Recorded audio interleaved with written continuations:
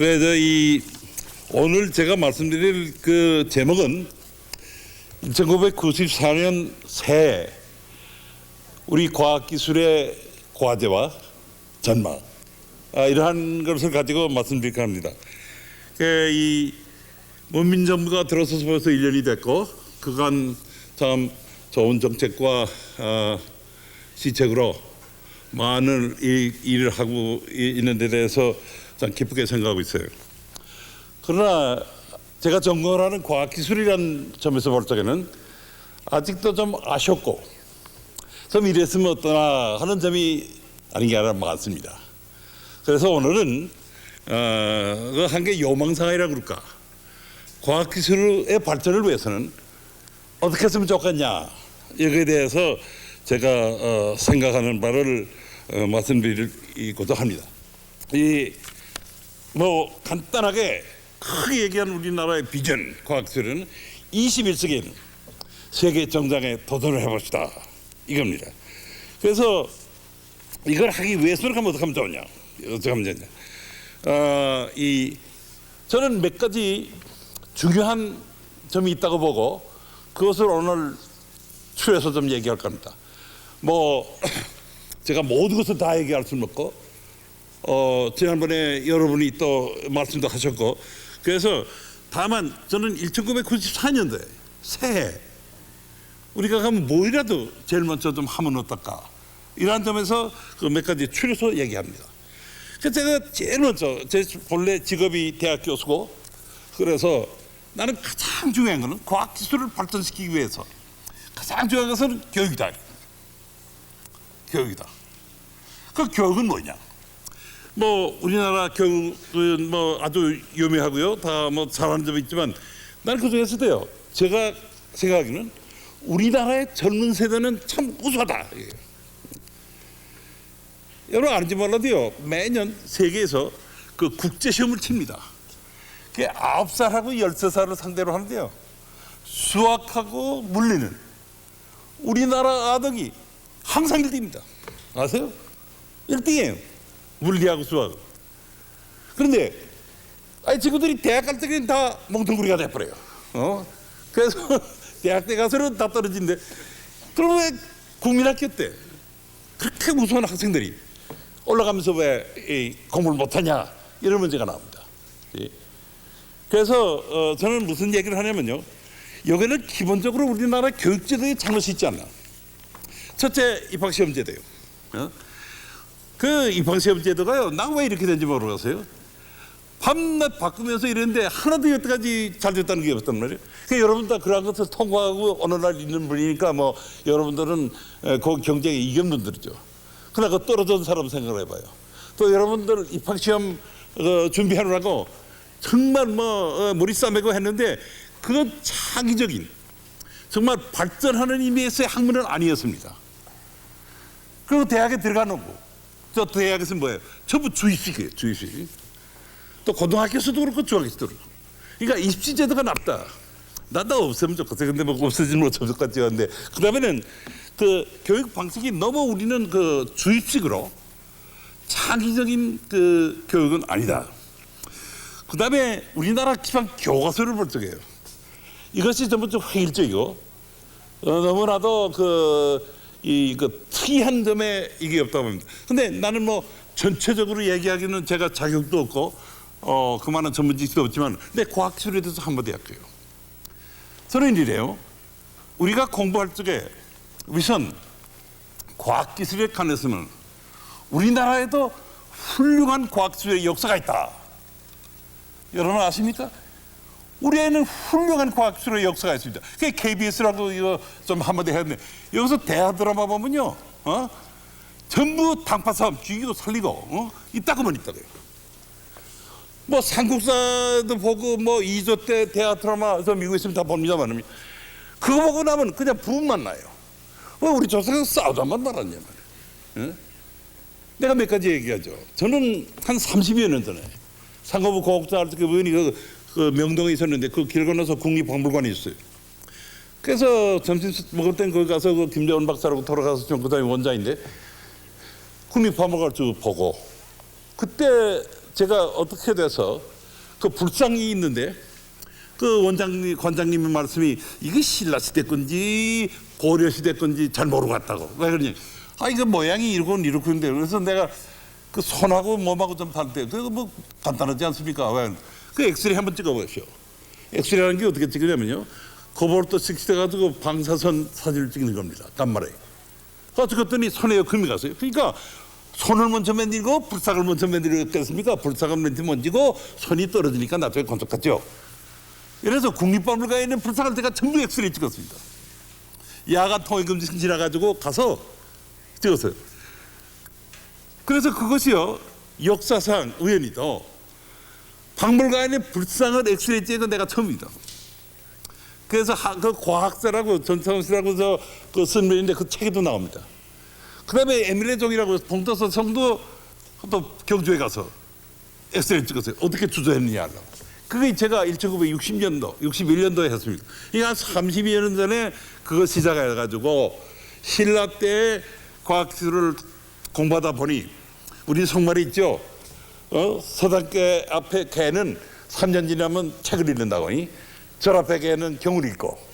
한 30몇 년 하니까 나도 좀 알게 됩니다. 즉 예를 들어서 경주에 가면요. 그 첨서대가 있어요. 첨서대가 조그맣죠. 근데 가서 보면 그 뭐 어린애들 가서 뭐 첨서대가 큰 줄 알았더니 요거냐 말이야. 그러고선 그냥 가요. 그 첨서대가 말이죠. 그 기맥힌 수학 곡선입니다. 건축하고 쪽에 지진이 와도 넘어지지 않게 만드는 설계입니다. 그러니까 그 아주 건축학적으로 훌륭한 구조학적인 건물입니다. 또 하나밖에 남지 않은 석조 건물입니다. 그 외에도 첨서대가 여러 개 있을 때 다 없었다. 왠지 알아요? 후세 사람들이 있을 때 자기 집 초석을 만들었다. 경주가 하나만은 그대로 남아있다. 또 봉도도 신정 있죠. 이거 어찌도 기맥힌 정이 없다. 그래. 여러분 내가요 우리나라 종에 한 30여 개 있는 저걸 녹으면 테이프를 가져주세요. 딴 종은 어째 띵땡똥 하고 있다. 이 봉도서는요 땡 그러면서 또 염이 나온다고. 알아요? 내가 외국 가서 그 올림픽 폐회식 때 배경음악이 봉도사 종소리입니다. 그걸 보고 외국 사람들이 그래요. 너희는 어떻게 사람이 만드는 종에서 그렇게 기맥힌 소리가 나오냐. 그러니까 봉도서작은요 종뿐이 아니라 음향학적으로 기맥힌 종입니다. 또 주문적으로 로스트 웩스메스터라고 초하고 이 꿀하고 섞어서 주형을 만드는 겁니다. 또 그게 모양 전체가요 수학 루트 2의 비례입니다. 내가 오늘은 그 얘기는 많이 안 하겠습니다. 그럼 그 주조학적으로나 음향학적으로나 미술적으로나 기맥힌 종입니다. 포석성 있죠, 포석성. 거기는 어떻게 됐냐면요. 그 문공부에서 전 헌판에 가면요. 신라 마지막 왕이 여기서 술 먹고 놀다가 후백제가 들어서 망했다. 아니, 나 미친 소리 하지 말란 말이야. 천몇백 년 전에 어떻게 그 자리에서 술 먹다가 망했지 어떻게 알아요? 그거 가보세요, 헌판에. 그렇게 써 있다고. 거짓말을 해도 분수가 있지. 그러나 그 자리는 뭔지 알아요? 거기다가 물을 흘리고 잔을 넣으면요. 잔이 자기 앞에서 뺑뺑 돕니다. 그럼 한 잔 먹고 시절을 부르고 하나 탁 치고 그 풍류의 자리입니다. 중국에서 시작하는데 곡수의 연이라. 근데 이것이요. 실험을 해보니까 정말 잔이 돌아요. 이게 유체육학에 볼 적에 보텍스입니다. 근데 우리가 재현을 하니까 술잔이 깔아앉아요. 그래? 어느 날 우리가 컴퓨터가 있고 미분방정식을 하는데 그것이 보텍스가 생기는 하도 술잔을 띄우니까 깔아져요. 이만큼 우리 조상은 또 과학적이었다. 그 다음에 석굴암 가봐요. 석굴암도 그 돌을 판 게 아니다. 돌을 싼 거예요. 근데 이것도 그 비례가 전부 루트 2입니다. 또 동시에 그 천여 년 동안요 자연 통풍이 되어 있는 겁니다. 그래서 그 돌을 쌌지만 그거는 여태까지 천여 년 동안 자연 통풍이니까 에어컨디션, 휴미디티 컨트롤이 된 겁니다. 그 우리 시대에 와서요 물이 좀 샌다고 그래서 세면공들을 막아놨어요. 그 지금 가면 어떡하죠? 보지도 못해요. 들어가지도 못해요. 통통통통 소리가 뒤가 보니까 에어컨디션 전기 발전하고 있다고. 예. 난 그래서요 이게 뭐냐 말이야. 우리 조상이 천몇 년 전에 자연통풍 에어컨디션 휴미디티 컨트롤의 원리를 가지고 만들었는데 오늘 우리 시대에 이거 와서 이렇게 망가지고 죽으면 천년 후에 우리 후손이 우리를 보고 뭐라고 그럴 거냐. 그러나 아무튼 그 시대는 그러한 과학기술이 있었습니다. 그럼 우리나라 교과서에 있느냐? 없어요. 물론 첨선대 있고 봉투상 있죠. 과학기술이라는 말은 없단 말이에요. 과학기술 말. 그래서 내가 얼마 전에 그 노태우 대통령이 시절에 청와대에서 특강을 했습니다. 그때 문기호 장관이 나중에 총리학반되면 정명식 장관이 있었는데 그 교과서에 넣읍시다. 근데 문기호에서는 안 합니다. 어디서 합니까? 한국 교육개발원이라는 데서 합니다. 그래서 그거 갔죠. 합시다. 무슨 말인지 알아요? 금년도 예산을 5억이 깎였으니 그 어디서 몇 억 좀 얻어 드십시오. 그게 우리나라 사람이 그래요. 그래서 나는 우리 아동들이 공부할 적에 신라 시대에 우리 조상이 참 이렇게 훌륭했구나. 그런 시대에 그러한 과학기술이 있다면 우리도 해야 될 거 아니야. 이러기 위해서는 우리 교과서에 한 줄이라도 있으면 좋겠어요. 또 그 사람들이요. 그때 그 사람들이 일본에 갔습니다. 아시겠습니까? 일본은 그때 국가가 없었습니다. 아마 독립국가에 통일된 국가가. 그래서 그 시대에 가서 요새 일본에 가면 나라 교토 이런데 거기에 있는 사찰, 거기에 있는 대부 전부 우리 신라, 백제, 고구려 사람들이 지어줬습니다. 그 기록에 있습니다.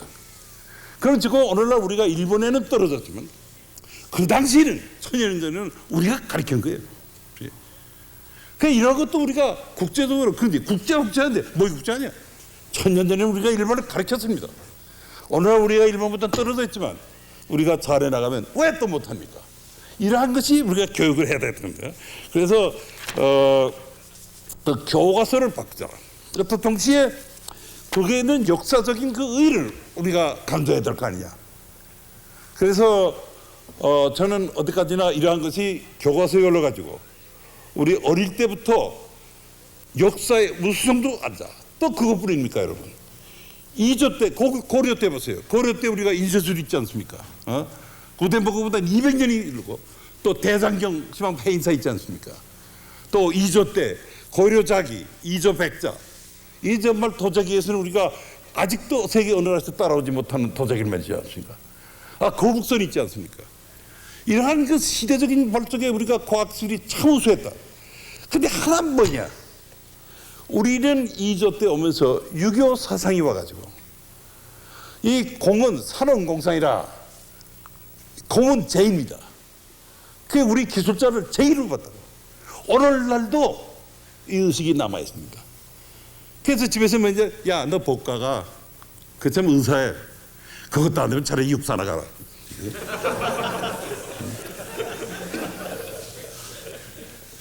그러나 왜 우리 가정에서도 너 공과 가라, 이과 가라, 기술자가 되라. 이건 아직도 우리 인식에는 그 유교사상적인 제의식이 있단 말이에요. 그러나 이게 다 봐자 이게. 이거 다 봐고 정말 우리가 기술자, 여러분 다 같이 않습니까? 이런 과학기술자도 참 법과나 의과에 못지않고 누구나 다 좀 이런 데 나갔으면 좋겠어요. 그래서 이러한 그대 그 한계 그 교육학적인 프라이드와 이 의식이 개선됐으면 합니다. 그 또 하나 내가 또 아쉬운 건요. 내가 이거 60시대 그 아까도 말했지만 청와대 가서 저게 노 대통령 있는 데서 내가 이야기했던 대통령. 우리나라에서 스포츠를 잘하는데 올림픽 가서 탁구에서 있다가 복싱 있다고 하고 뭐 한 말이야. 비행장 내려서 서울까지 들어오는 동안에 파레이드 하고 청와대에서 대통령이 훈장 주고 일생 죽을 때까지 연금을 준대. 그렇죠? 60만 원이라고 나? 근데요 1년에 한 번씩 과학상이 있습니다. 대통령상 발명상이 있습니다.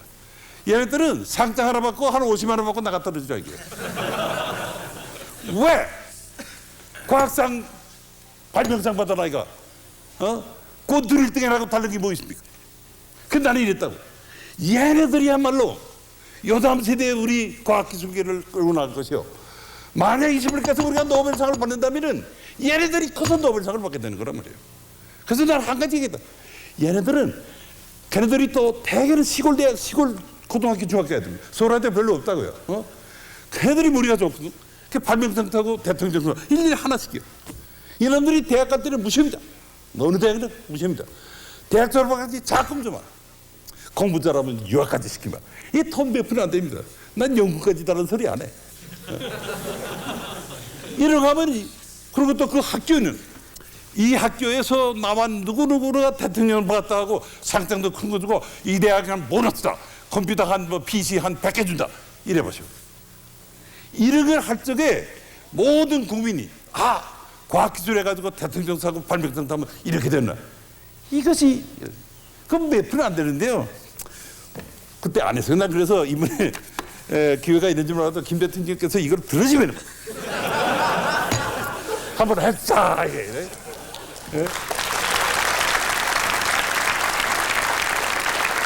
여러분, 이런 얘기 대통령이 들어줬으면 좋겠죠? 네. 여러분, 아마 들으실 거예요. 그리고 또 하나는 뭐라 그럴까요? 이러한 것을 하기 위해서는 말이죠. 어릴 때부터 국민학교, 그리고 또 중학교, 고등학교, 대학에 쭉 계속해서 돼야 되는데 아까도 말씀드렸지 국민학교 때는 우리 학생들이요 참 우수하고 세계적이고 차차차 올라가면서 성적이 떨어져요. 그러나 우리나라도요, 내가 미국에서 30여 년 동안 교수하는데 그래도 우리나라에서 제대로 공부하고 한 학생들은요 미국 와서도 잘합니다. 그러니까 내가 민족의 우수성이니 이런 소리는 안 하지만은 참 우리 사람들이 공부 잘해요. 재간 있고요. 그래서 또 하나 그러면 위로 올라오면서 말이에요. 정말 과학기술에서 가장 중요한 교육은 뭐냐? 이 기술자 교육이에요. 그래서 기술자 교육. 그러니까 기술자 교육이 여러 가지 단계가 있습니다. 첫째는 대학 나오고 석사하고 박사하고요. 그 다음에는 또 기능대학에 가서 2년하고 기능자로 들어가요. 요새 우리나라에 하나 이게 참 잘한다면서 제가 보기에는 가장 못하는 건요. 요새 고급기술자가 남아 돌아갑니다. 여러분 박사 받아가지고 취직을 못해요 요새. 미국에 있는 한국 학생 박사가 많은데요. 한국에 올라오니까 대학에 자리가 없어요. 겨우 어떤 기업체 연구소에 들어가고 있다. 요새 바꾸고 있는 지도 많습니다 여러분. 근데 우리는요 모두 가정에 모두 산전대 대학이에요. 그러니까 대학 졸업생은 말이에요. 거기서 취직이 다 안 되죠. 이거는 뭐냐? 기본적으로 우리가 고급자가 너무 많아요. 또 동시에 또 정부에서 뭐지? 기술자가 필요하니까 인원들이라 말은 쉽지. 문교부나 상공부에서 이번에 100명 들이죠. 그러면서 문교부 예산에 교수 월급 나오는 줄 알아요? 교수 월급의 증액이 하나도 없다고. 또 실험실 예산 하나도 없어요. 실험실도 안 주고 교수도 안 주면서 학생분들이 사립대학은 좋다고 그러지. 등록금 들어오니까. 그러니까 이게 모순된 게 하나둘이 아닙니다. 그러니까 또 뭔지 알아요? 학생하고 교수의 비례가 우리나라 같은 나쁜 나라가 없습니다. 우리나라 하나 좋은 대학이 있어요. 포항공과대학. 포항공과대학 하면 학생하고 교수 비례가 10% 1대 10 이하입니다. 그러면 한 교수에 100명씩 들어가는 그런 대학이요. 어떤 교육이 되겠습니까? 내가 이 사립대학 교수 그러니까요. 한 반에 100명, 200명 들어가고요. 한 주일에 거기 매일같이 가르친대. 그러니까 질이 떨어질 수밖에. 질이 떨어지는 기술자 만들었자 100명 만들면 뭐랍니까? 그러니까 우리는 질 있는 교수를 만들어야 돼요. 대학 없애라는 소리는 안 하지만요. 좀 질적인 교육을 해야 되겠다. 그리고 교수 인원을 늘려야 돼요. 근데 교수 늘리는 건 별로 안 합니다. 정부 예산도 없거니와 사립대학에서 왜 교수를 많이 늘려요? 돈 드는데. 그리고 그 다음에 실험실이에요. 이 실험실이 좋아야 되는데 우리나라에 두 가지 맹점이 있습니다. 실험실에. 하나는 실험실하고 예산이 나면요. 교수들이 자기가 좋고 자기가 쓸 거 자기 장난감 사온다고. 그래 갖다 놓고 자기만 이건 내 거다. 그 숨 착 재우고. 그 가만히 보면 한 10년 동안 먼지만 딱 들어있다고. 있다고 사온다고.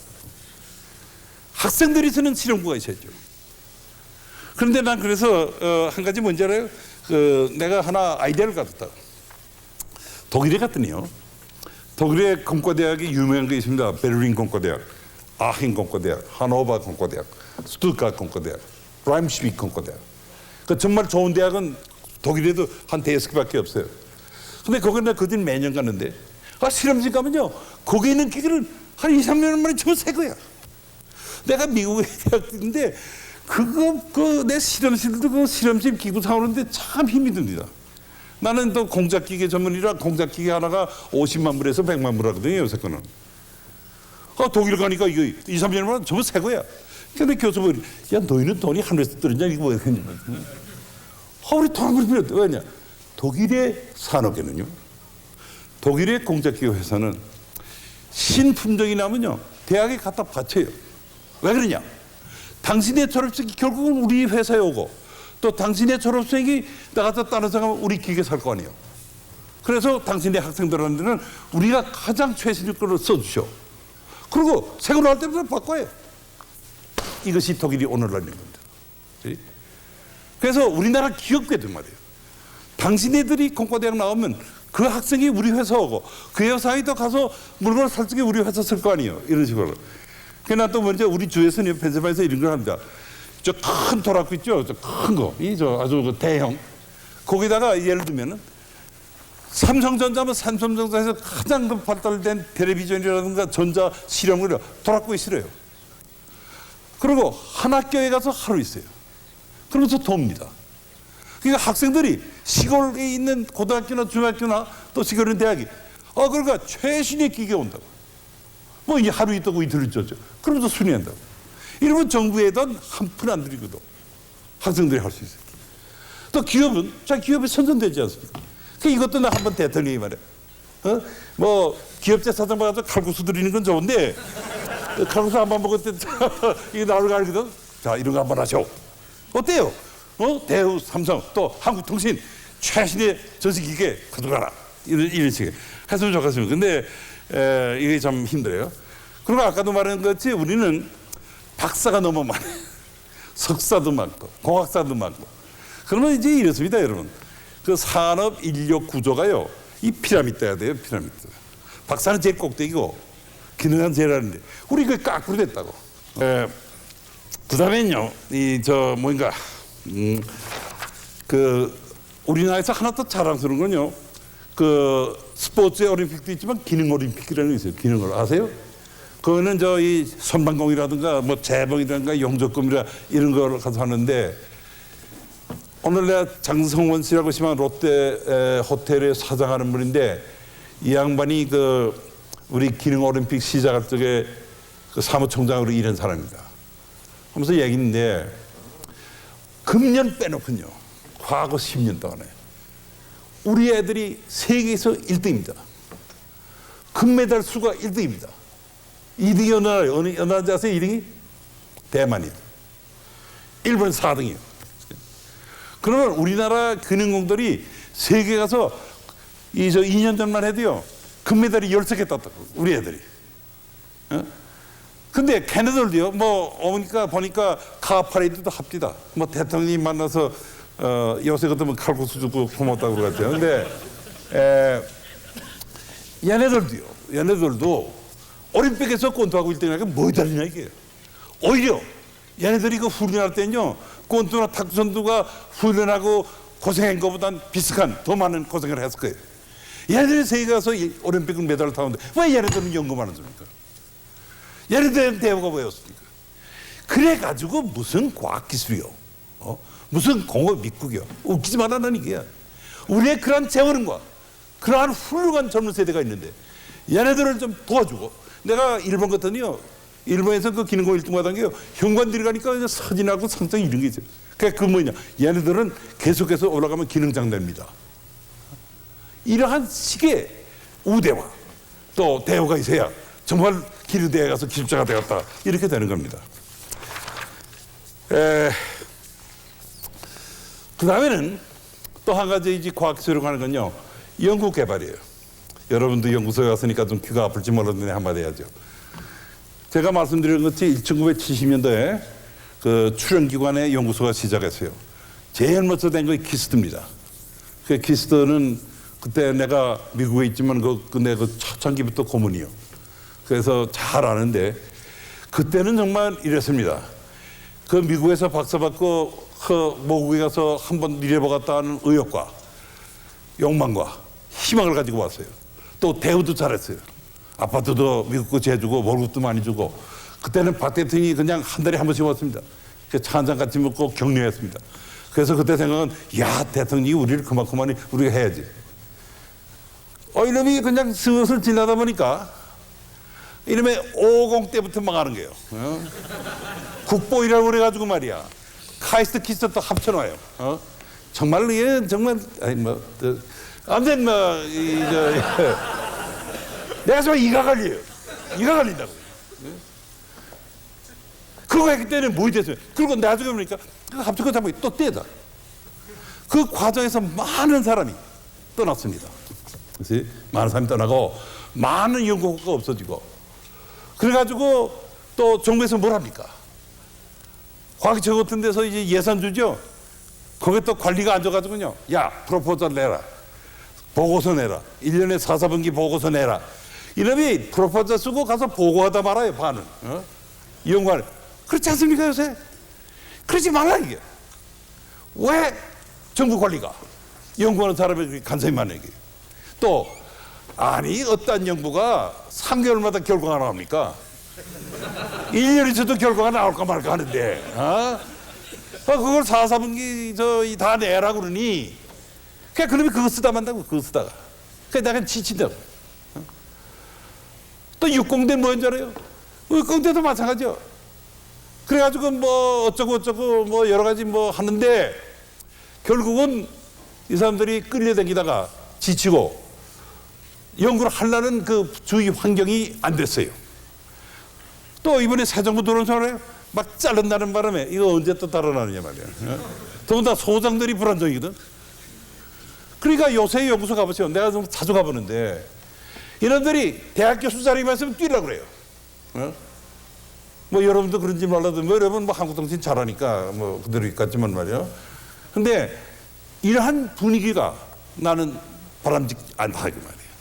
연구소라는 데는 마음을 가라앉고 정말 창의적으로 좋은 연구를 해나가는 그러한 이 분위기가 있어야지. 그냥 뭐 언제 어디로 가볼까 이런 생각으로 떠 있는 데가 안 되고 또 연구 그 자금을 받기 위해서 뛰어댕기느라고 반 이상의 시간을 거기 소비하는 것도 안 된 거고 또 이 모든 사람들이 말이죠 연구소에 있다는 것이 그전에는 키스트 같은 데 소원이면요 아주 그 선망의 자리였습니다. 요새 뭐 월급도 그렇고 뭐 거기가 딴 데 간다 이게. 이런 것을 우리가 어떻게 건져야 돼? 그래서 이게 연구소의 활성화입니다. 또 어떤 사람은 뭐 연구소가 너무 많다, 뭐 없애자 하는데요. 이왕 만드는 거, 뭐 또 없앱니까? 그러면 연구소를 살려야죠. 그러나 사람을 정리하는 건 좋아요. 그 연구소도요, 정부에서 주는 돈 가지고 뜯어먹는 놈들이 많습니다, 또. 나는 연구는 그렇습니다. 나도 연구해보고요. 또 미국에서 과학재단에 있는데요. 여기서는요, 정말 좋은 프로젝트고, 정말 이것이 좋다면요, 돈 얼마 필요하냐? 매덕 가져가. 마음대로 해. 이렇게 합니다. 그냥 우리도 그래요, 난. 뭐 다 하라는 게 아니라, 내 이따가도 예를 들지만요, 이거는 꼭 해야 되겠다. 이런 프로젝트가 있습니다. 그러니까 그 사람 와요. 하라! 너 돈 준다. 그 대신, 못하면, 그땐 이거단 말이야. 그리고 간섭 말아요. 한 몇 년 전에 잊어봤으면 현대에서 30만 대 늘린다 그랬어요. 그때 우연히 세계은행에서 나보고 컨설턴트로 또 현대 나가서 좀 조사해달라 이래요. 그래서 미국의 자동차 전문가하고 한 대여섯 명이 나왔습니다. 지금은 현대그룹의 그 회장이지만 정세영 씨가 자동차 사장할 때요.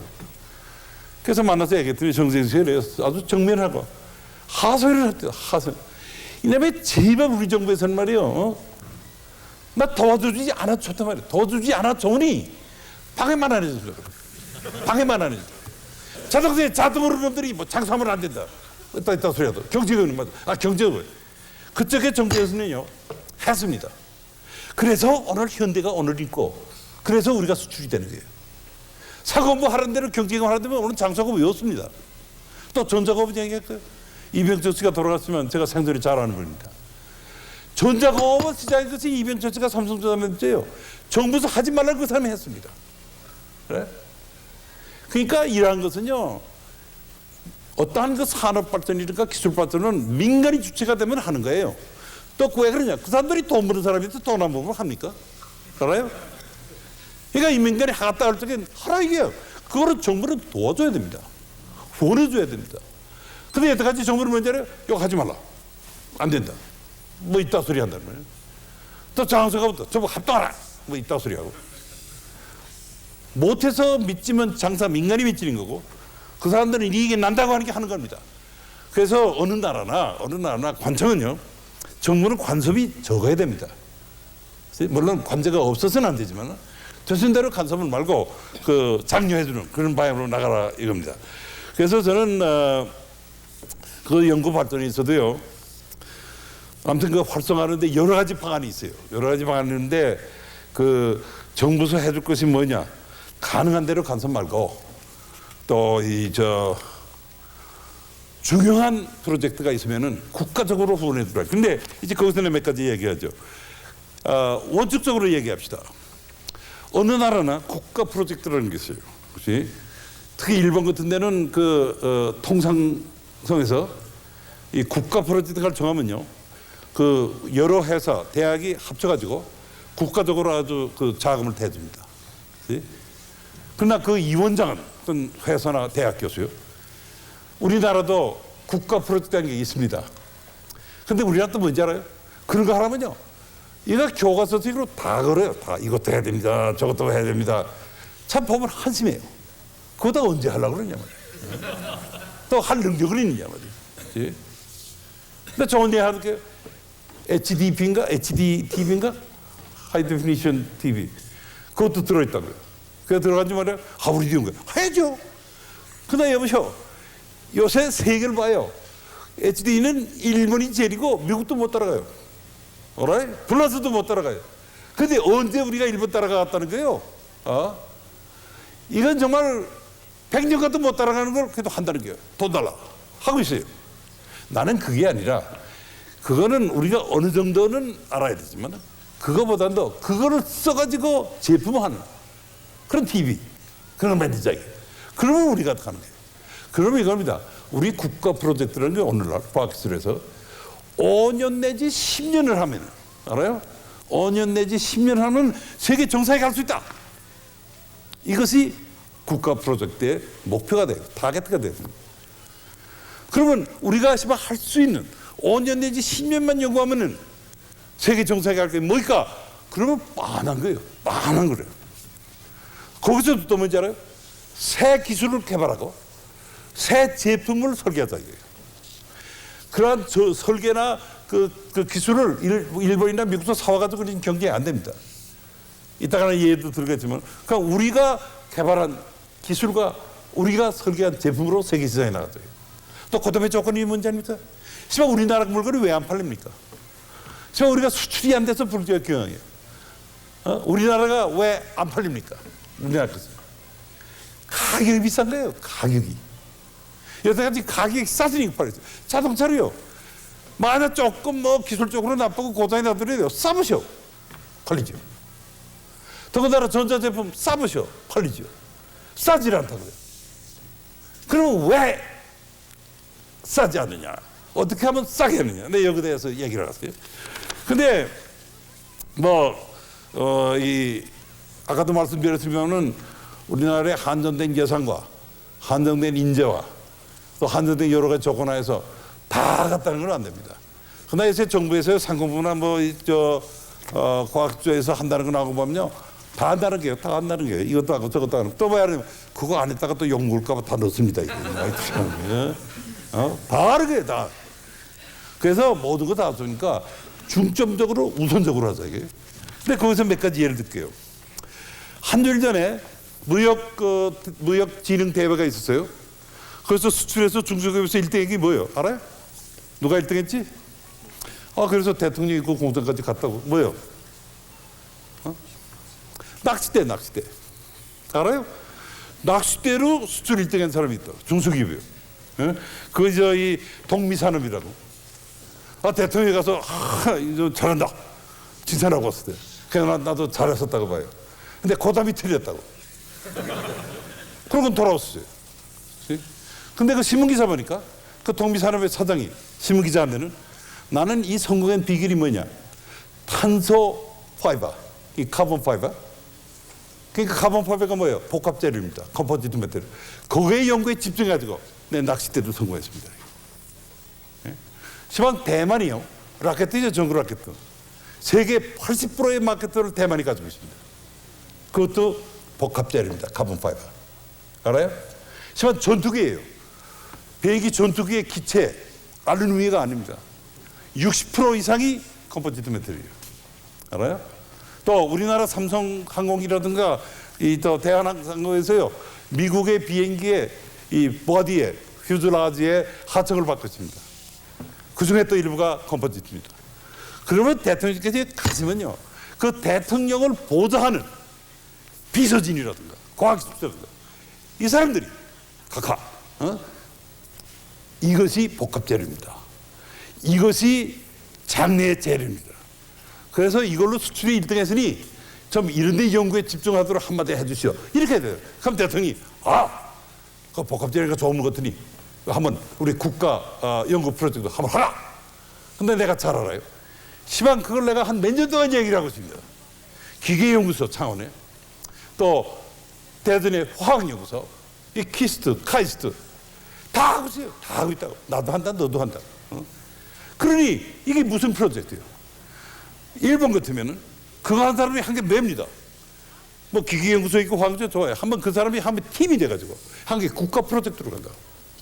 그 나 같으면 만약 대통령이 그런 말씀이 있다면 딱 그럼 복합재료 이번에 국가 프로젝트 하나 만들자. 이 사람들 왜 어디에도 좋다. 그럼 너 돈이 얼마나 필요하냐? 좋다. 주마. 하라. 그래서 세계적인 상품을 만들어. 이렇게 나와야 되는 거예요. 그러니까 그걸 내가 할 수 있다는 거예요. 그러니까 제가 뭐 생각하기는 참 미안한 말씀이지만 대통령을 보좌해드리는 사람이 없다 이겁니다. 그리고 또 누가 또 교육할지 모르지만 네. 그래서 이런 건데 또 하나는 그 중점적인 연구를 또 하나 있죠. 지금 자동차가요 현대자동차가 나가고 대우자동차 나가고 기아자동차 나가요. 요새 잘 나간대요. 잘 나가는데 그 뭐 딴 게 아니에요. 일본 원화가 달러에 비해서 시방 고가이기 때문에 나가는 겁니다. 그러나 여하튼 간에 시방 일본을 빼놓고 독일을 빼놓고는 우리나라 자동차가 세계 시장에 나가는 게요. 참 좋은 일입니다. 그러나 아직도 미약하죠. 근데 내가 한마디 예를 들게요. 시방 자동차가요 미국에서 1년 내에 새로 만드는 자동차가 1000만 대 조금 못 됩니다. 오케이? 일본이요 1200만 대에서 1300만 대 만듭니다. 알아요? 일본이 미국보다도 장사를 더 많이 만듭니다. 그리고 일본이 미국 시장에 30%를 잡고 있습니다. 자동차 시장에. 우리는 3%에서 5% 왔다 갔다 하는데 뭐 그중 3% 정도죠. 그러면 난 이거예요. 내가 아주 그 간단한 기술적인 문제 생각해요. 자동차에서 가장 기술적으로 문제가 되는 것은 가솔린을 많이 쓰느냐 적게 쓰느냐입니다. 같은 값이면 그 자동차의 가솔린의 소비량의 비례는 자동차의 무게입니다. 아시겠어요? 무거울수록 가솔린을 많이 먹어요. 미국 차가 제일 무겁다. 왜냐하면 미국 차는 그 두께가 두껍습니다. 일본 차는 얇고요. 이게 한번 탕 하면 일본 차는 이 악고대유 돼버리지만 미국 차는 그래도 좀 살거든. 여하튼간에 그러면 여러분 내가 한 가지 물어볼게요. 자동차에서 중량을 줄이기 위해서는 뭐가 제일 좋습니까? 그러면 자동차에서 제일 무거운 부품이 뭡니까? 엔진입니다. 엔진의 재료가 뭡니까? 주철이요. 그런 문제가 뭐냐면 그 주철을 바꿔보자 이거예요.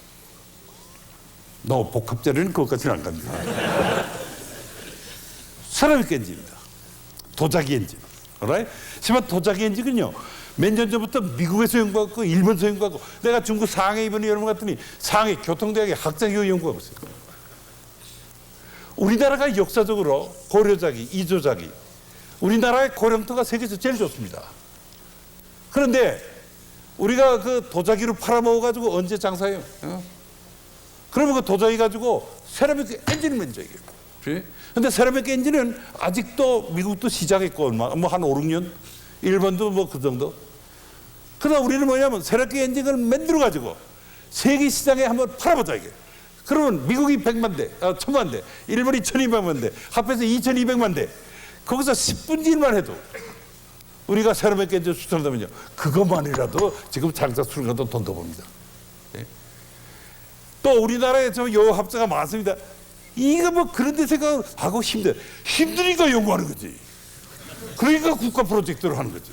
그렇지? 또 미국에서요, 세라믹 엔진 제너럴모터에서 하던 한국 기술자가 하나 있어요. 이 사람이 한국하는 게 주식마다 일본 스즈키에 주식되어 있습니다. 이러한 것이 내가 얘기하는 한계의 그 국가적인 면에서 우리가 수출할 수 있고 또 희망이 있는 것을 해보자 이겁니다. 그 다음에 또 하나 말씀드린 건요, 여러분 아시다시피 우크라이나 라운드 때문에 참 그 정부도 고생하고, 내가 뭐 우루과이인가? 우크라이나가 아니지. 그놈들 이름이 또 뭐 우리가 해야 되는데, 우루과이 라운드 말이에요. 참 안타까운 일이에요. 그 쌀의 개방 때문에 우리 농민들이 고생하고 참 안 된 일이죠. 그러나 세계 정세에 들어갈지 안 할 수 있습니까?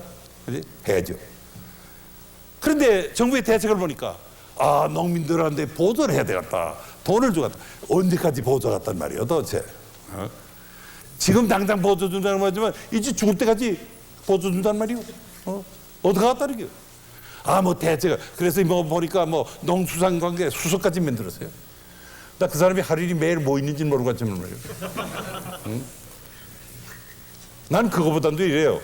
기본적으로 농사가 보세요. 농산물이라는 거예요, 부가가치가 없는 산물입니다. 쌀이면 쌀을 먹는다고. 그래? 그러나 쌀을 만들어가지고 술을 만들면 부가가치 있는 거예요. 그래? 또 요전에 배차가 많이 됐다가 브루토스 갖다가 배차를 갖다가 버리고 있대. 참, 피땀 흘려서 만드는 배차를, 배추를, 이게 브루토스로 익었다고. 근데 지난번에 그 무역진흥에서 웬 부인인데 수출상 받았습니다. 김치 공장 만들어서 수출상 받았다고. 알아요? 저 일본 사람들이 미국에 김치가 막 팔립니다. 그거 버리지 말고 김치 공장 만들어서 가면 수출해요. 이게 부가가치 있는 거 아닙니까?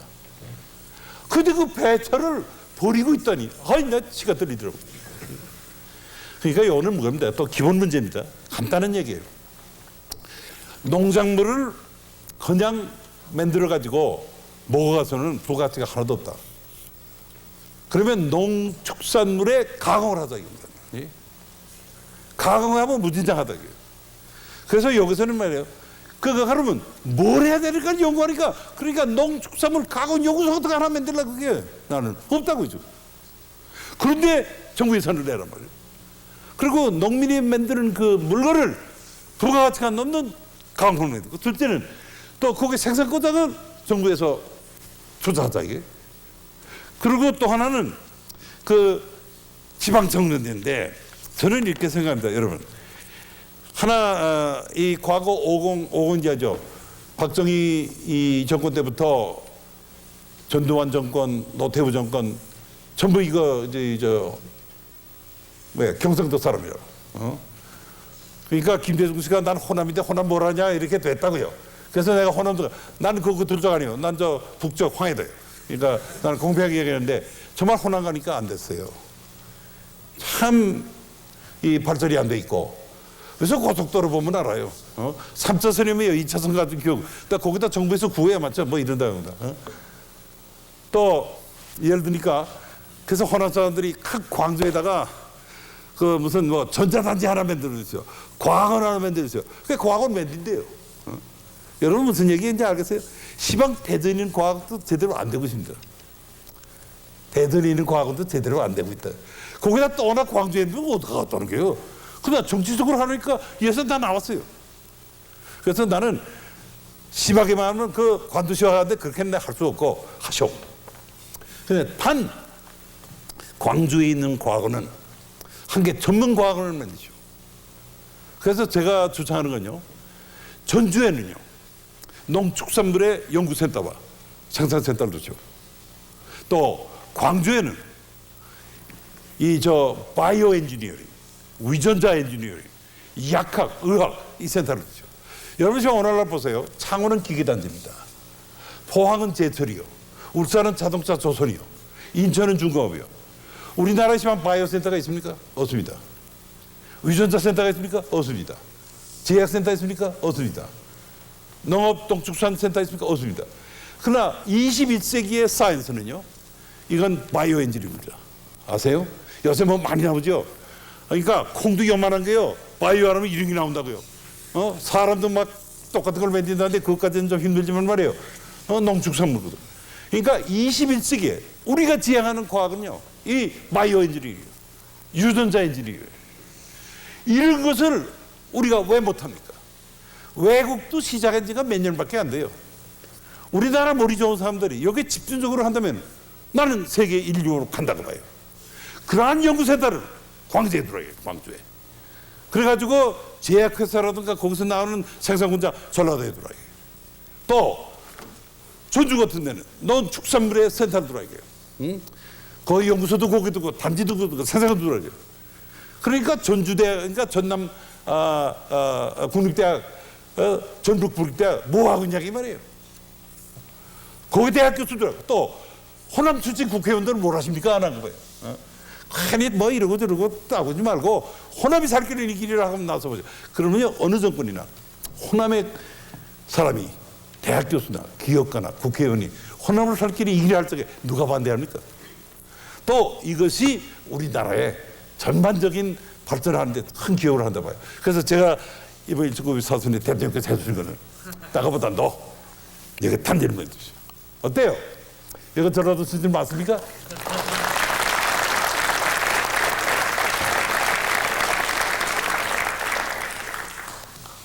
그런 이름을 보면요, 나는 시방 없는 것이 그 단지입니다. 그거를 한번 21세기를 지향해서 세계 정상에 가는데 가장 중요한 거니까 꼭 빨리 시작해야 돼요. 과학원 재산 나와 있습니다. 광주급에서. 그러니까 집도 지으려고 그러고요. 그러면 거기에 있는 것은 아주 전문적이고, 그러니까 약학관계, 의학관계, 의존자관계, 바이오엔진 여기에 집중하라. 그러면 됩니다. 그러면 서울에 있는 학생도 거기 가지 않으면 배우지 못한단 말이에요. 그러나 대전에 있는 과학원과 똑같은 거 해봐요. 그거 누구까지 광주까지 가요? 또 교수도 그렇고. 그러니까 거기 아니면 안 된다. 저게 되는 겁니다. 또 이 전라도 지방에요. 여러분 아시지만 우리나라에서 도자기로 제일 큰 회사가 어느 회사인지 아세요? 어디 있는지 아세요? 행남사라고 목포에 있습니다. 거기서도 연구소를 자기가 만들고 있어요. 예? 그러면 그 세라믹 관계가 도자기 연기죠. 도자기는 엔진뿐만 아니라 전자에 많이 씁니다. 왜 이것도 정부에서 좀 집중적으로 하는 거예요? 또 제철소도 포항에 있지만 지금 과양에 있습니다. 내가 가보겠지만 그 과양 중심으로 위한 또 신소재 연구소 같은 것도 거기다 하면 어떠냐. 그러면 지금 호남 지방에요 얼마든지 우리가. 근데 또 이 광주 사람들 우리 전자단지 해주셔. 그런 사람 좀 말라 말이야. 지금 구미도 살까 말까 하는데 누가 지금 광주까지 가서 전자단지예요? 이게 몰라도 너무 모른다. 그리고 그 다음에는 우리가 내가 이런 말을 안 하고 넘어가면 또 어떤 분들한테 말을 듣고 하는데요. 저는 어떡하지나 기술자예요. 기술자니까 기술에 관해서 얘기하는데 그렇다고 해서 기초 과학을 무시하는 건 아닙니다. 역시 우리가 기술을 발전하기 위해서는 그 기초가 되는 과학을 해야죠. 그래서 이거는요 여러 사람에 대해서 의견이 다릅니다. 응용 기술을 얼마나 하고 기초과학을 얼마 하냐. 기초과학 사람은 뭐 우리가 다 하지 않으면 기술이 없다고 그러죠. 또 어떤 사람은 그거 없어도 당장 써먹는 기술은 나온다. 어저께도 신문 보니까 어느 미국 대학 교수가 와서 얘기가 뭐 응용 기술을 내는데 꼭 기초과학이 필요한 건 아니다. 막 그것도 의견이 차요. 그러나 어느 국가로서든 간에 우리가 요새 시대의 세계 정세를 볼 적에 기초과학 없이 응용기술이 나올 수도 없습니다. 또 인재를 양성하는 데는 기초과학이 중요합니다. 그래서 나는 기초과학에도 중점을 둬야 되겠다. 그러나 그건 내가 전문가가 아니니까 더 이상 얘기 안 하겠습니다. 근데 또 요새요 신문에 보죠. 대통령께서 특히 하시는데 국제화라. 그런데 국제를 어떻게 할까요? 여러분 국제화를 어떻게 하면 됩니까? 왜 갔다 오면 국제화예요? 응? 어떻게 해야 국제화입니까? 그러니까 내 얘기는 또요. 국제화라는 게 학교 비전이 하나입니다. 그럼 국제화를 어떻게 하느냐 여기까지 나와야 된다. 이거는 대통령을 보좌하는 사람들이 해야 된다. 이게. 그럼 제가 과학기술의 국제화를 몇 개 해야죠. 과학기술에서 국제화라는 걸 얘기할 때는요, 우선요, 우리나라 과학기술, 특히 전문가, 여러분같이 연구한 사람이 한 업적이 국제학회에 가서 발표가 돼가지고 인정을 받아야 됩니다. 근데 우리나라에서는요, 시면 보면요, 뭐 세계 천가는 거 발명됐다. 이거 반은 거짓말이라고. 여러분이 논문 논문이 세계 학회에 가서 인정을 받아야죠. 그런데 내가 보기에는 많아요. 그렇게 나간 사람이. 지난번에 서울대학의 기초물리연구소 심사했는데 거기서 나간 논문이 세계 국제학회에 합주에 많이 나와 있어요. 또 우리나라 사람은요, 여러분 중에도 있겠지 뭐지만 외국의 그 학회에 가서 논문상 받은 사람도 있어요. 또 어떤 사람은 국제학회에 가서 이사가 된다든가 뭐 회장이 된 사람도 있어요. 그 이 사람은요, 또 아까도 얘기했지만 올림픽 가서 꼰두 1등하고 뭐 있다는 얘기야. 올림픽에서 꼰두 1등하고 탁구 1등하고 마라톤 1등하면은 대통령이 훈장 주고 일생당 죽을 때까지 연금을 주는데 과학기술에서 학회에 가서 1등하고 논문상 탄 사람 뭘 받아요? 아무것도 없다고. 이것이 틀렸다 이게. 딴 나라는 그렇지 않습니까? 딴 나라는요. 그러니까 그렇게 한 사람은 역시 국가 훈장 주고 뭐 연금은 안 주더라도 그게야 대통령이 직접 불러가지고 칼국수 하나 주고 상상 주라 이게. 훈장 달아주고. 그 훈장이라는 게요, 그게 우습지만요, 그래도 목에 하나 달고 나오면요, 그 집에 가면 또 탁 걸어놓고 말이에요. 왜 또 하나 그 짚고 집에 넘어가야 될 건요, 중소기업입니다. 제가 1960년도 34살에 공국장할 때요, 제가 공국장으로 있을 적에 중소기업과라는 걸 창설했습니다. 제가 공국장으로 있을 적에 중소기업협동조합법을 개헌하고 중소기업 은행법을 개헌했습니다. 그러니까 우리나라 중소기업을 육성한다면 내가 창소자요. 그동안 30여 년 동안 정부에서 돈을 얼마나 집어넣습니까? 이건 믿었는 복에다가 물 집어넣는 거예요. 오늘날도요, 중소기업을 살려야 되겠다, 중소기업을 둬야 되겠다, 뭐 밤낮 얘기뿐이죠. 돈도 있어요. 근데 그 사람들이 은행 가면 어떤 자리에 은행에서 담보 내라요, 담보. 그 담보 받기 위해서는요, 하루에 별따기라고요. 그래서 중소기업들이 돈을 못 나가는데요. 여러분의 이틀 전에 신문 봤어요. 그 인성이가 그 조선일보의 그 밑둥에 나오는 거예요. 보니까 참 기맥힌 얘기예요. 지난번에 수출진흥대회 그 낚시된 사람이 1등했죠. 그때 무역협회에서 수출고가 높은 중소기업 둘을 상을 주려고 선정을 했답니다. 그날 그 사람이 안 나타났대요. 왜 안 나타난지 알아요? 은행 파산했대요. 돈이 없어 파산했단 말이에요. 수출의 1등에서 1등. 그러면 무역협회는요, 그것도 조사 안 했다고. 파산했거든. 그러면 그런 사람이야말로 우리가 도와줘야죠. 수출의 1등인 사람은 상을 주려고 했더니 그 며칠을 못 참고 파산했더라고요. 이런 사람을 도와줘야 돼요. 이런 사람의 은행 담보가 무슨 얘기입니까? 국방부에서 600억 씌우는데 그런 사람한테 150만 줘봐요. 1억씩만 줘봐요. 그러니까 이게 뭐가 잘못됐다 이게 기본적으로. 그러니까 그런 사람한테는요, 그 은행은 또 그래요. 내가 담보 없다는 그놈이 하게. 좋다. 국가에서 보장하마. 은행은 책임지지 말라. 그 대신 수출이 1등 해놓으면 돈 줘라 이게. 응? 못 받으면 어떠냐? 그거 국가 손실이라니. 600으로 띄우는 것보다냐. 요게 좋아하지 않습니까? 그러니까 우리나라에 뭐가 잘못됐어요. 뭔가. 대통령 가서 중소기업 사장받고 툭툭 치는 거고 악수하는 것도 좋아요. 그러나 그 뒤에 눈물 나는 파산을 어떻게 막느냐. 그 대통령이 한마디 하면 돼요. 은행장들아, 너희 책임 말라. 내가 책임지 마. 그런 회사는 말이야, 매도 줘라 말이야. 살려라. 이렇게 나와야 돼요. 그 다음에 또, 여러분 아시는지 모르지만, 우리나라의 그 이상한 거요. 내가 중소기업이고 대기업에 납품하죠. 절대 현금 안 줍니다. 소위 이런 말로 노베슈퍼라는 거죠. 6개월 후에 돈 받는 거예요. 그럼 내가 그것도 받죠. 그것도 힘든데 내가 6개월 후에 받는 절수를 받죠. 그 중소기업이니까 현금이 필요해요. 어떡해요, 여러분? 살이 가서 할인해요. 100원짜리면 내가 50원에 60원 밖에 못 해. 그건 미치는 거예요. 이게 무슨 얘기야? 일본은요, 여러분. 일본은 중소기업자가 납품하죠. 납품나가서 납품 검사죠. 그거로 컴퓨터로 온라인으로 그 사람 은행 구조에 들어갑니다. 우리나라의 대기업의 횡포라는 것은 중소기업을 축치하는 겁니다. 이게 그렇게 돼 있어요. 오늘 제가 말이 안 맞아 가서 물어보세요. 이걸 왜 고치지 않습니까? 이걸 왜 대통령께서 모르십니까? 나니까 이런 걸 고쳐주세요. 그러면 중소기업이 삽니다. 중소기업이라는 건 그때그때 현금이 없어가지고 죽는 사람이에요. 이런 사람이 납품했는데 왜 돈을 안 줘? 대기업 문제는 그거 판대에 그거 들어오면 줄만 이거라. 이게야. 그러니까 대기업은 하나도 아픈 게 없습니다. 중소기업이 아프지. 이게 우리나라 실정입니다. 이래서 중소기업이 죽는 거예요. 그리고 또 여러분 미국도 그렇고 우리 한국도 그렇습니다. 그 낚싯대만 해도요. 어떤 새로운 제품의 아이디어는요 대기업에서 안 나옵니다. 중소기업에서 나와요. 이 사람들이 딱 아이디어가 있는데 나 제품 왔다. 돈이 없다. 미국에는 어떻게 하냐면 그걸 벤처 비즈니스라고 인큐베이터라고 합니다. 어느 사람이 내가 아주 그 발명가다. 내가 뭐 하나 발명했다. 이거는 제품하면 되겠다. 돈이 없다. 그 사람이 어느 데가 있어요. 와서 나 이거 샀다면요. 우리 조그만 동네지만 우리들도요. 구매학교 하나를 샀어요. 예적 구매학교를. 그러니까 교실 있죠. 그러니까 교실 하나 줘요. 너 1년 동안 거저 있다. 임금 내지 말라. 전기가 거두다. 전화가 거두다. 돈 얼마 필요해? 1억 주마. 그래서 1년 동안 너 한번 해봐라.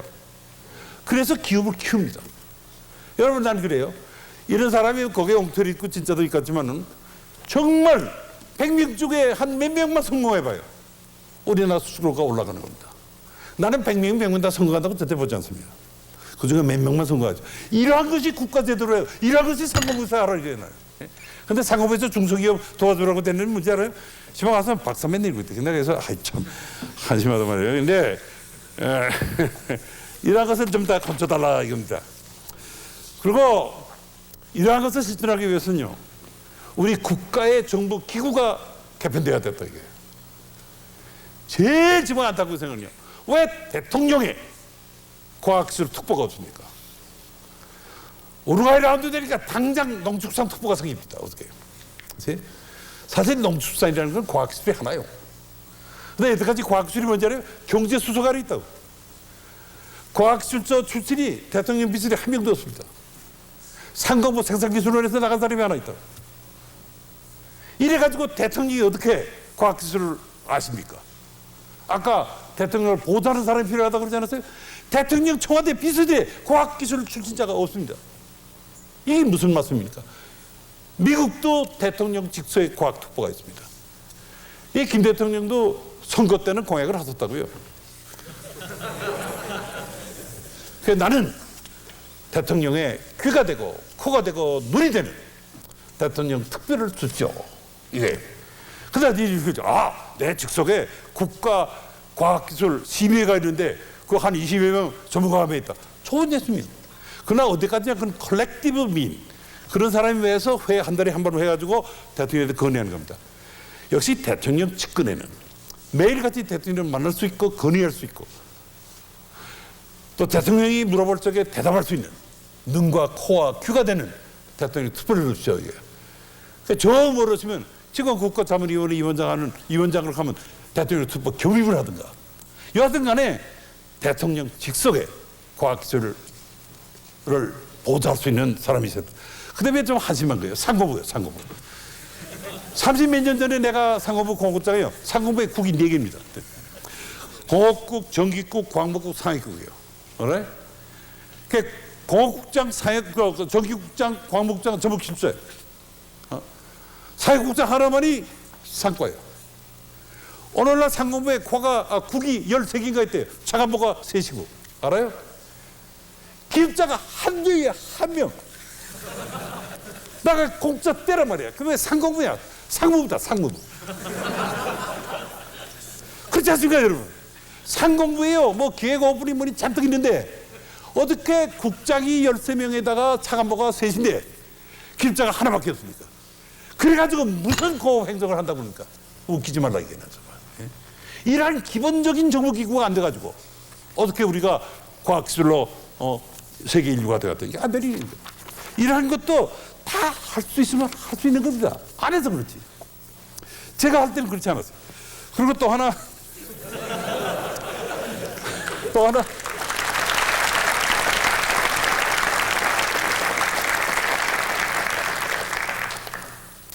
이제 시간이 마지막으로 돼가니까 내 결론적으로 말씀하면요.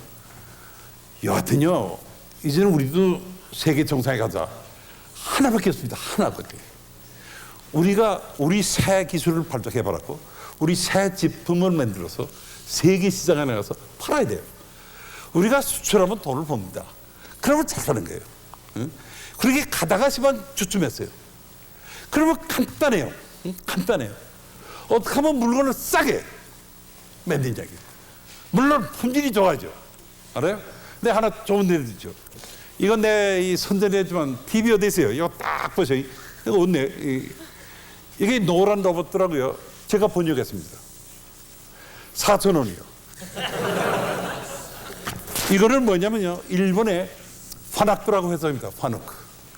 그 회사에서 로봇도 하고 공작기의 수치 제어, 누메릭 컨트롤. 세계 시장의 60%를 이 회사가 가지고 있습니다. 60%. 한 회사가. 거기 사장이 내 친구예요. 그게 자서전이요. 그래서 내가 하도 좋은 책이래 번역했는데 이게 안 팔린대요. 근데 좀 여러분 사보세요. 근데 이게 한 가지가 있습니다. 이 사람의 그 경영 철학이. 내일은 이 얘기할래요. 근데 뭐냐면요.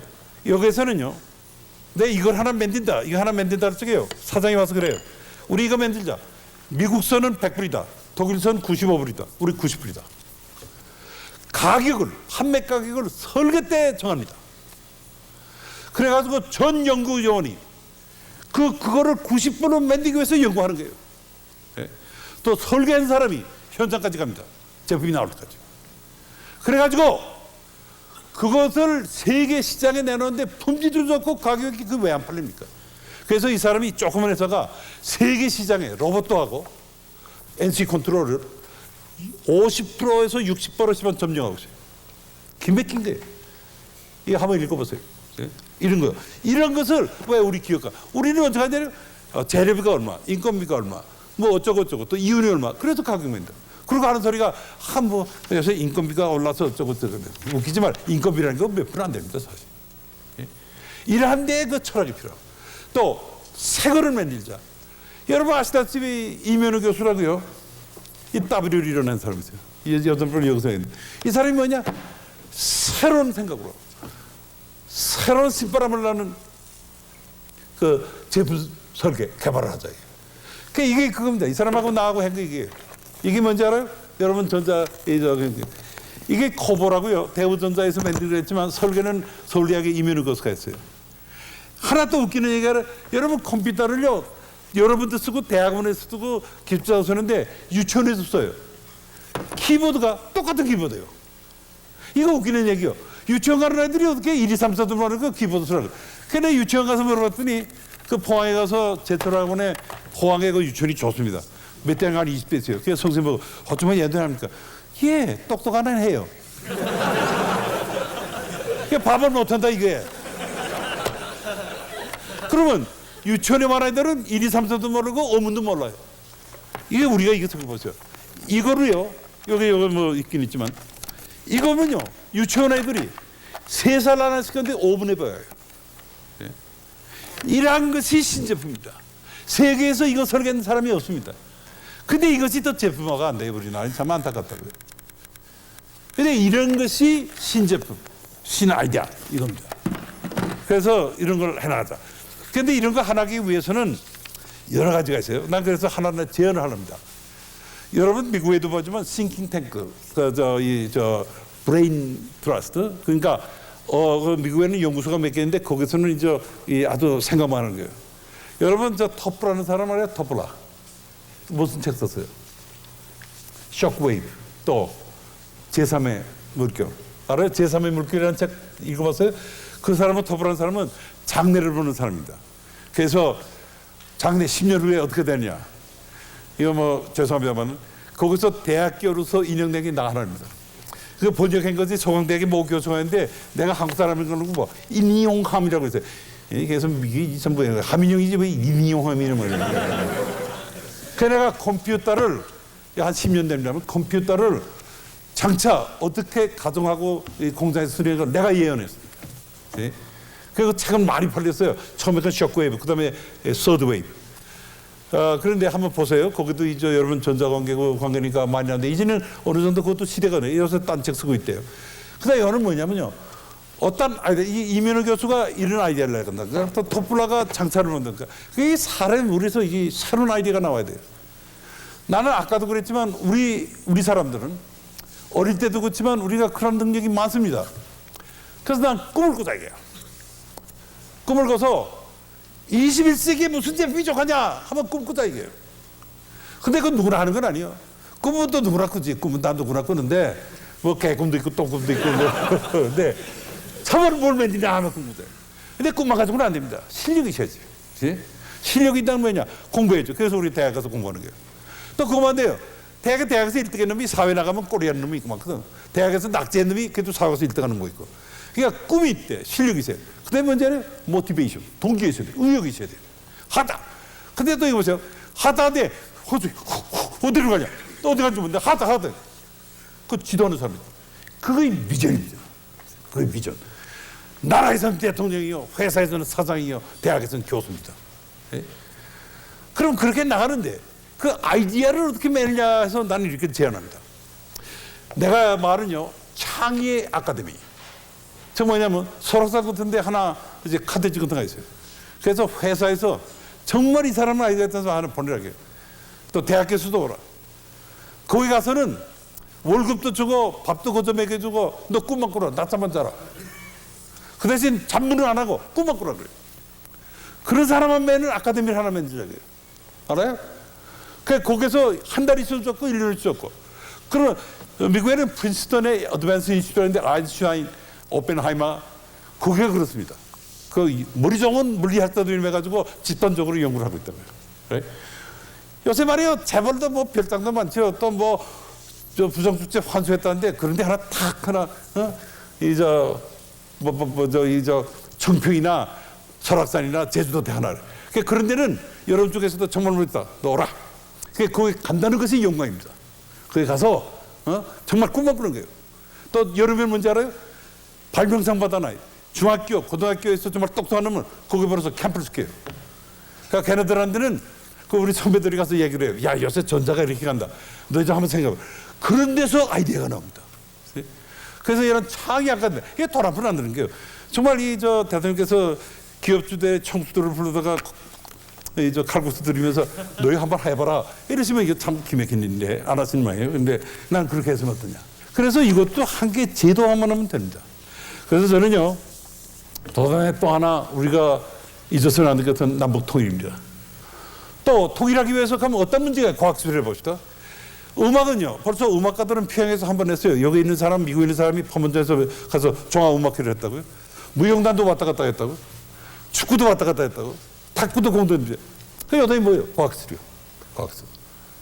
그래서 이거는 아직 제가 발표할 때까지는 안 됐습니다만 제가 이번에 왕고도요.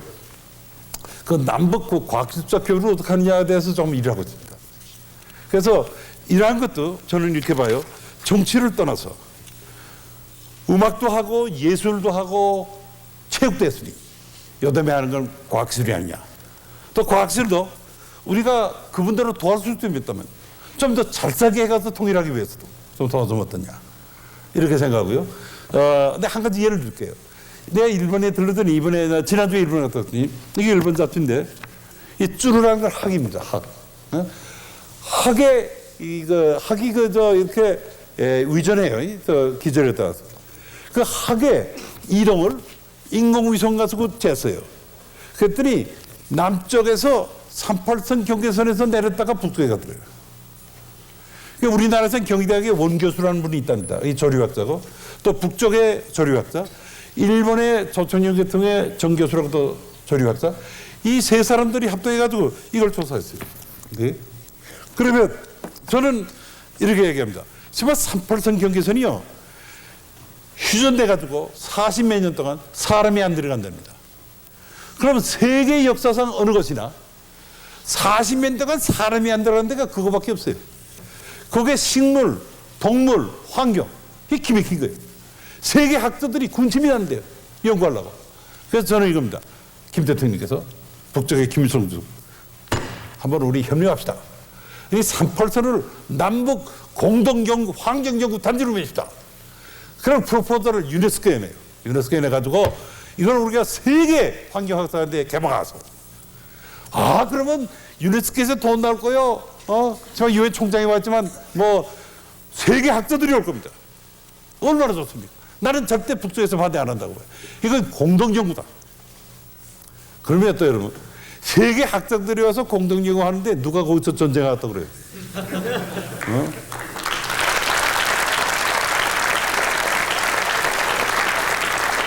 이것이 또 전쟁을 막기 위한 과학기술을 통한 국제화요.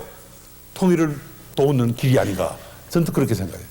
또 이런 길이 많습니다. 그래서 이러한 것도 참 어려운 일이 아니고 언개 한개 시도니까 한번 해주시면 하는 것이 제 생각이고, 그래서 이제 결론적으로 제가 하나 뭐 또 이런 얘기를 다 해놓으면요 여담에 또 오란 소리가 없으니까 조금 냉겨놔야 또 KBS에서 또 한번 오라 그럴 거 아니에요. 근데 뭐 다 할 얘기 못했습니다. 근데 마지막으로 한 가지 얘기하면요, 이 WN에서도 하고 또 대통령께서 항상 하십니다.